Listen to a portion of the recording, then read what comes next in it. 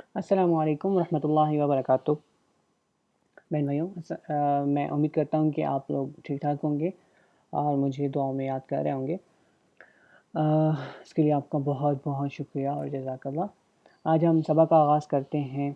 جیسے میں نے کل بتایا تھا کہ ہم لوگ کا اس تختی کو ختم کر لیں گے کہ آخری حروف جو ہیں ہمارے پاس کافی آسان ہیں ان کے مخرج۔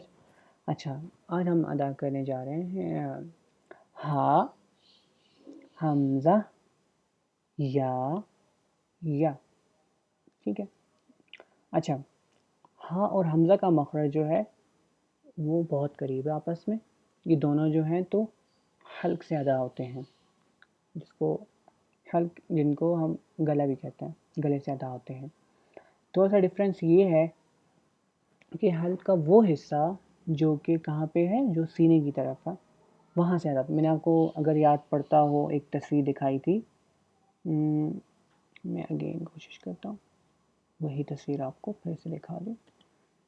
یہ دیکھیں، میں نے آپ کو بتایا تھا نا، یہ ایک تصویر تھی، ٹھیک ہے، بڑی زیادہ جو ہے تو اس میں ڈیٹیل دی گئی ہے سارے حروفوں کی۔ اگر آپ میں نے یہ شیئر بھی کی تھی اس ویڈیو کے نیچے۔ اس کے علاوہ اگر جس کو چاہیے ہو تو وہ نیچے کومنٹ کر دے، میں ان کے ساتھ بھی شیئر کر لوں گا۔ دیکھیں، یہ حلق کا ہمارے پاس 3 حصے ہیں، اپر تھروٹ، مڈل اور لوور۔ اس کو کہتے ہیں حلقہ، جس کو میں نے کہا کہ حلقہ وہ حصہ جو سینے کی طرف ہے، تو وہ یہ ہے، ٹھیک ہے، یہ غین خا یہ۔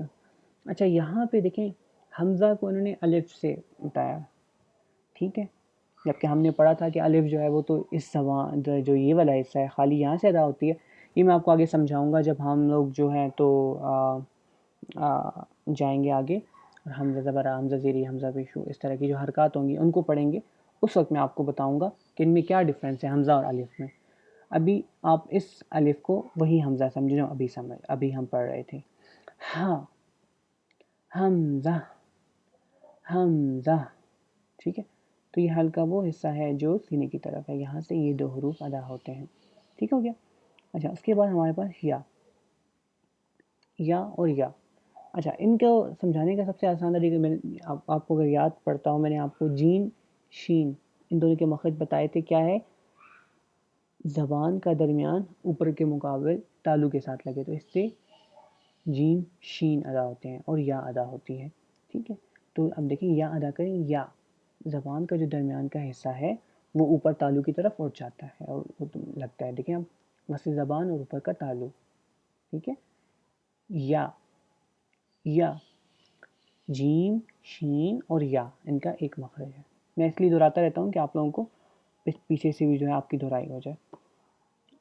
ہم نے آج یہ تختی ختم کر لیا، اب ہم پیچھے سے دہراتے ہیں۔ کل سے ہم انشاءاللہ اپنے اگلے سبق کا آغاز کریں گے، جن میں آپ کو ان حروفوں کی پہچان کرنی ہوگی جو مختلف قرآن پاک میں مختلف طریقوں سے استعمال ہوتے ہیں۔ الف، با، تا، سا، جیم، حا، خا، دال، زال، را،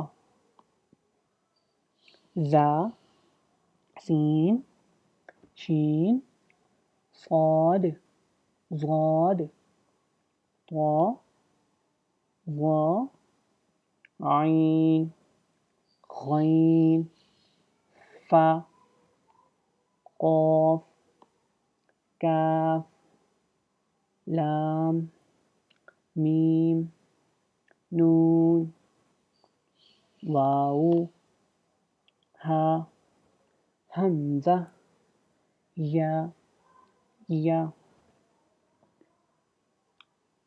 چینل کو سبسکرائب کر لیں، جتنی ویڈیوز جو ہیں تو اپلوڈ ہوتی رہیں گی، آپ کو نوٹیفیکیشنز آتی رہیں گی۔ امید کرتا ہوں میں کہ آپ لوگوں کو یہ پہلی تختی جو ہے میں صحیح سمجھ آ گئی ہوگی۔ اس پہ جتنا زیادہ اور ٹائم لگائیں، ان کو سمجھیں، ان مخارج کو، اور انہی کی بیس پہ ہم اب آگے سارا قرآن پاک جو بھی ہم تجوید پڑھیں گے، اس کی ساروں کی بیس جو ہے انہی حروف پہ ہے۔ اپنا خیال رکھیے، دعاؤں میں یاد رکھیے۔ السلام علیکم۔